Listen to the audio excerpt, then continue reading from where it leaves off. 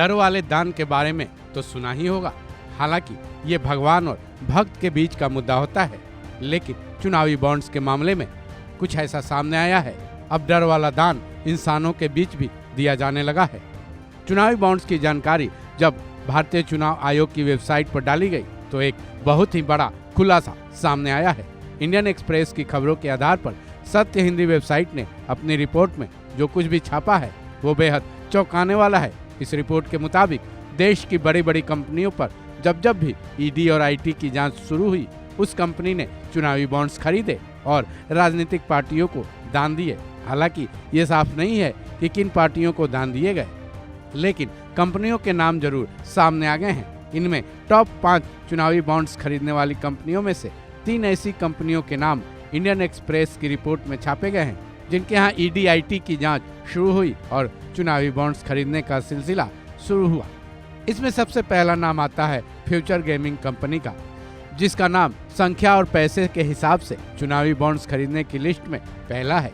Future gaming and hotels private limited पर 2019 में ED ने जांच शुरू की। इस जांच में उसके 250 करोड़ रुपए से ज्यादा की संपत्ति जब्त कर ली गई, जिसके तुरंत बाद ही कंपनी ने महज 5 दिनों के भीतर ही 100 करोड़ रुपए के चुनावी बॉन्ड्स खरीदे थे। जिसके बाद खुद ईडी ने बयान दिया था कि इस कंपनी ने पुरस्कार विजेता के दावे को बढ़ाकर 910 करोड़ रुपए का अवैध लाभ कमाया था।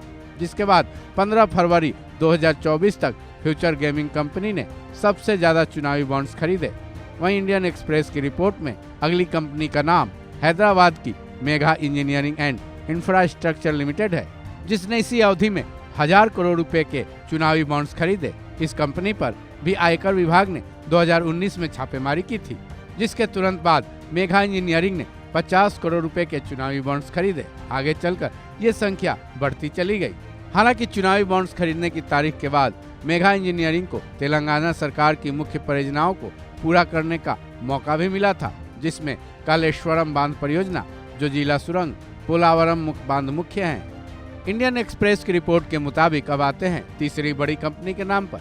ये वेदांता समूह है, जो कि चुनावी बॉन्ड्स के जरिए सबसे बड़े दानदाताओं की लिस्ट में है तो 5वें स्थान पर, लेकिन ईडी आईटी के जांच के घेरे में आने के बाद चुनावी बॉन्ड्स खरीदने वालों में ये तीसरे स्थान पर है। इंडियन एक्सप्रेस की रिपोर्ट के मुताबिक अनिल अग्रवाल का वेदांता समूह ने 376 करोड़ रुपए के चुनावी बॉन्ड्स खरीदे, जिसकी पहली किस्त 2019 में ही खरीदी गई थी। इस कंपनी पर भी ईडी और सीबीआई की टेढ़ी नजर पड़ी थी। ईडी ने वेदांता समूह पर मनी लॉन्ड्रिंग की जांच शुरू की थी। इनके अलावा इंडियन एक्सप्रेस की रिपोर्ट में कुछ और भी कंपनियों के नाम हैं, जिन्होंने ईडी आईटी की चपेट में आने के बाद चुनावी बॉन्ड्स खरीदे और दान किए।